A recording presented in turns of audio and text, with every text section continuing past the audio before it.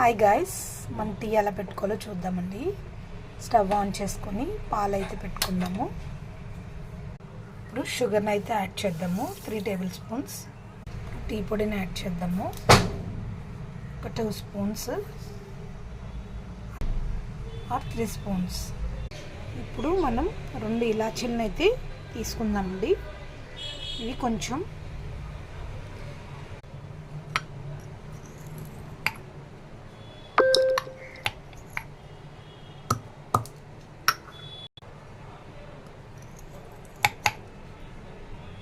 ఇలాచీని 2 తీసుకొని ఇలాగైతే మనం మెత్తగా చేసుకొని టీలో అయితే యాడ్ చేసేద్దామండి.